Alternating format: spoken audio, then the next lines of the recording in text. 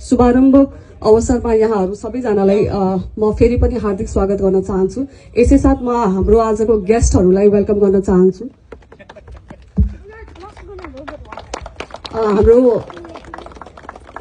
हाम्रो अतिथि सबै गेस्टहरूलाई म अतिथिकै रूपमै आज वेलकम गर्न चाहन्छु।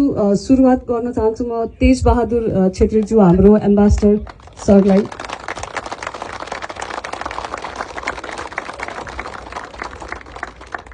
भीममल्लज्यू एनआरएन को प्रेसिडेन्टज्यू, मनोज गोर्खाली, साजन श्रेष्ठ, सीए सन्तोष खनाल एनपाफ को अध्यक्ष,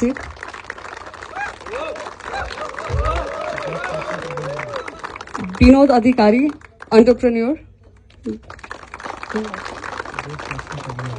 देव प्रसाद अर्यालज्यू,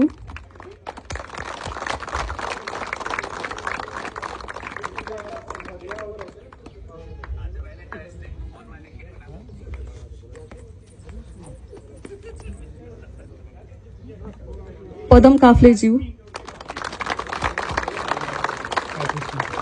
उहाँ हाम्रो टाइटल स्पोन्सर पनि हुनुहुन्छ आजको कार्यक्रमको लागि। श्रीकान्तज्यू, mister Zeeshan, owner of Karachi Darbar and Shan Darbar, thank you for coming. Sponsor चाहिँ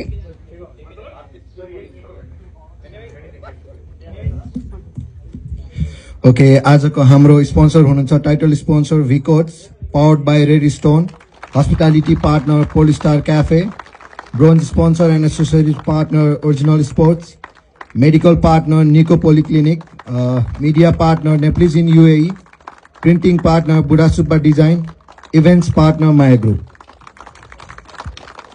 धन्यवाद हाम्रो अतिथिज्यू तथा हाम्रो टाइटल स्पोन्सर्सहरू आज आइदिनु भएकोमा र हजुरको साथ सहयोगको लागि। आज क्रिकेटकै विशेष रूपमा हामीहरू सबैजना भेला भएको कि क्रिकेट कार्यक्रमकै लागि, क्रिकेट म्याचकै लागि भएको हुनाले चाहिँ हल्का क्रिकेट के हो त भन्ने पनि म भन्न चाहन्छु।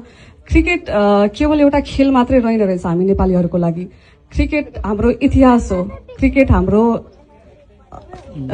सोच हो, क्रिकेट हाम्रो एउटा एकताको निशान जस्तो हो हामीहरूको लागि।